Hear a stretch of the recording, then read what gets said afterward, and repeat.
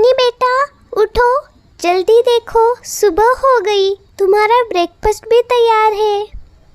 हाँ माँ, उठ रही हूँ, बस 5 मिनट और। ये लड़की भी ना। ऐसा कहते हुए सोनी चिड़िया मन ही मन मुस्कुराती है। सोनी चिड़िया टूनी की सौतेली माँ थी, लेकिन वो जितना टूनी से प्यार करती थी उतना शायद ही उसकी सगी माँ भी नहीं कर पाती। टूनी और सोनी दोनों में बहुत प्यार था, लेकिन ये प्यार कुछ लोगों की आंखों में बहुत जलता था। टूनी की दोस्त मीनू चिड़िया को ये बिल्कुल भी पसंद नहीं आता था कि टूनी अपनी सौतेली माँ से इतना प्यार करती है। अरे टूनी, तुमसे मैंने कितनी बार कहा है कि मेरे सामने तुम अपनी उस सौतेली माँ के गुणगान मत गाया करो। मुझे पता है कौन कैसा है। इससे तुम्हारा क्या मतलब है? मेरी माँ अच्छी है, वो बहुत प्यार करती है मुझसे। कभी भी वो मुझे नाराज नहीं करती, हमेशा मेरे बारे में सोचती है, मेरी भलाई के बारे में सोचती है। मुझे ऐसा नहीं लगता। कोई भी सौतेली माँ चाहे कितना भी अच्छा बनने का ढोंग क्यों न करे, लेकिन वो हमेशा बुरी ही होती है। उसका प्यार एक नाटक ही होता है। अरे लेकिन सुनो तो। मुझे अब कुछ भी नहीं सुनना, मैं जा रही हूँ, लेकिन तुम ज़रा सावधान रहना अपनी उस सौतेली माँ से।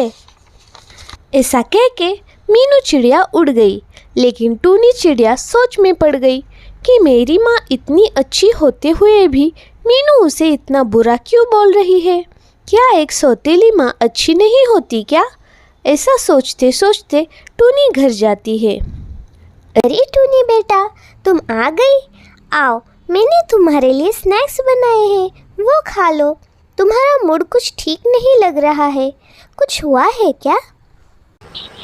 कुछ नहीं माँ, कुछ नहीं हुआ है, मुझे बस सोना है अभी।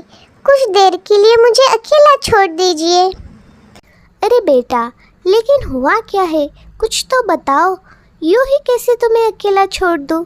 मुझे तुम्हारी चिंता होती है बेटा। ये क्या बार बार बेटा बेटा लगाए रखा है? मैं क्या आपकी सगी बेटी हूँ जो हमेशा मेरे पीछे पड़ी रहती है?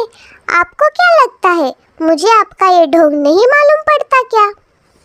ढोंग? कैसा ढोंग? ये क्या बोल रही हो तुम? मुझे तो कुछ समझ ही नहीं आ रहा है। आप जाइए यहाँ से, जब तक मैं ना कहूँ मेरे सामने मत आइए। बेचारी सोनी रोते रोते दूसरे कमरे में चली गई। हे भगवान, ये मेरी बेटी को क्या हुआ? सुबह तक तो अच्छी भली थी और अब ये क्या उसके मन में आ गया है? मुझे समझ नहीं आ रहा है, मुझसे ऐसी क्या गलती हो गई कि ये मुझसे ऐसे बात कर रही है। बीना माँ की औलाद है, इसलिए मैंने उसे हर वो प्यार देने की कोशिश की जो मैं अपनी सगी औलाद को देती, फिर भी वो मुझसे ऐसा क्यों बात कर रही है? ऐसे ही कई दिन बीत गए। टूनी के मन में सोनी के लिए क्रोध इतना बढ़ गया कि वो उसकी शक्ल भी नहीं देखना चाहती थी। टूनी बेटा, ऐसा कब तक चलेगा? नादान नादान कहते कहते मैंने आज तक तुम्हारी हर बातें अनसुनी की, लेकिन अब मुझसे नहीं सहा जाता। या तो तुम मुझसे पहले की तरह बात करो, या मुझे ऐसी ज़िंदगी चाहिए ही नहीं। ऐसी ज़िंदगी नहीं चाहिए तो जाइए नदी में डूबकर जान दीजिए, मुझे नहीं फ़र्क पड़ता। अच्छा ऐसा है तो ठीक है, लेकिन बाद में मत पछताना। और एक बात सुन लो, मैंने आज तक तुम्हें जितना भी प्यार किया है वो मैंने पूरे दिल से किया है, उसमें कहीं भी झूठ नहीं था। ऐसा कहकर सोनी चिड़िया चली गई। उसके जाते ही टूनी को उसके साथ बिताए हुए अच्छे पलों की याद आने लगी और उसकी आंखों से आंसू आने लगे। ऐसा कहते हुए टूनी जोर से उड़ते हुए नदी की तरफ जाने लगी, लेकिन बहुत देर हो गई थी। नदी के पास बहुत भीड़ जमा हो गई थी और सोनी चिड़िया पानी में बेहोश पड़ी थी। टूनी ने बिल्कुल भी देरी न करते हुए पानी में छलांग लगाई और सोनी को बाहर निकाला। माँ, मुझे माफ कर दो माँ, मुझसे बहुत बड़ी गलती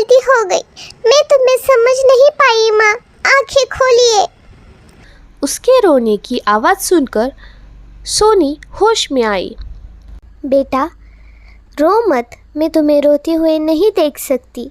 ऐसा कहकर दोनों एक दूसरे के गले लगे। टूनी चिड़िया एक गरीब चिड़िया थी। वो लोगों के घरों में काम करके जैसे तैसे अपना गुजारा कर लेती थी।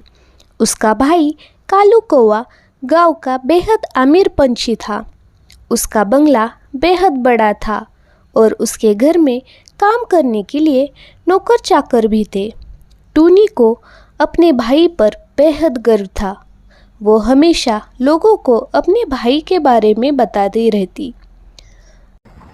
अरे सोनी सुनो तो, कल मेरे भाई ने 50 इंच का बड़ा टीवी लाया है। वो तो इतना बड़ा होता है कि ऐसा लगता है आदमी खुद खड़ा है उस टीवी में। अच्छा, लेकिन मैंने सुना है कि तुम्हारे भाई ने तुम्हें टीवी देखने बुलाया ही नहीं, फिर तुम्हें कैसे पता? ऐसा किस गधे ने कह दिया तुमसे? मेरा सगा भाई है वो, मुझे बुलाया था उसने।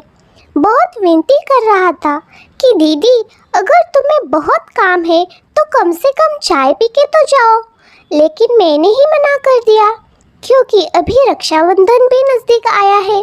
सोचा कि तभी चली जाऊंगी, सब काम एक साथ हो जाएंगे।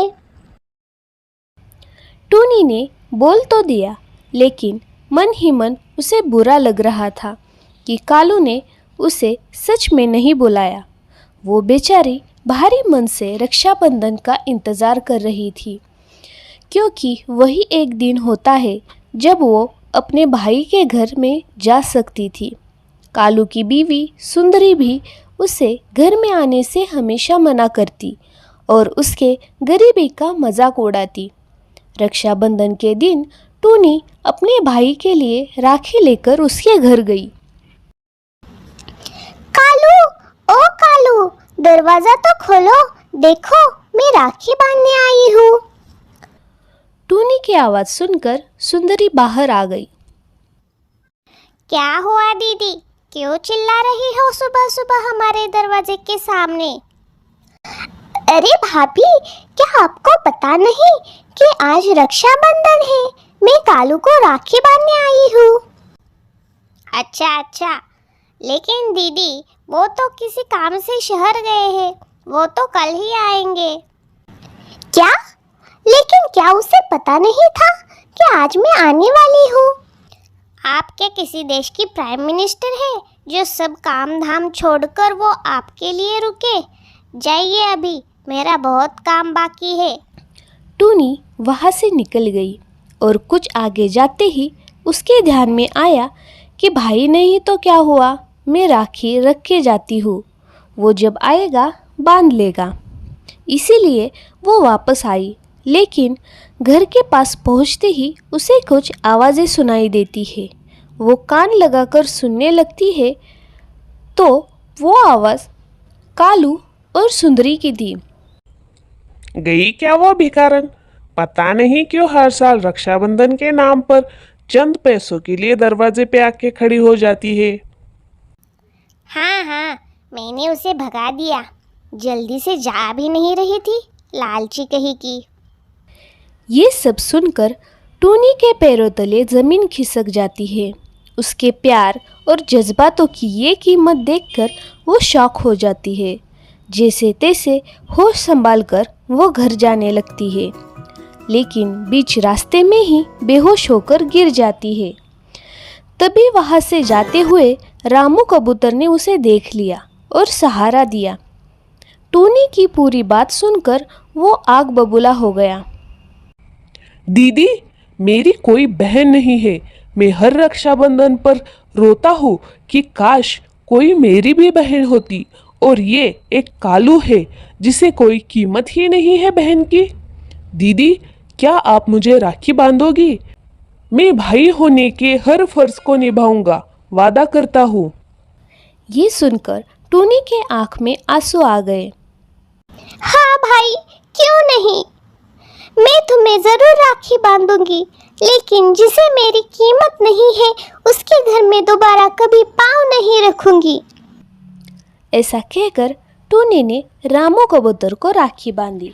हमारे चैनल को सब्सक्राइब कीजिए और देखते रहिए Tony story TV. Thank you.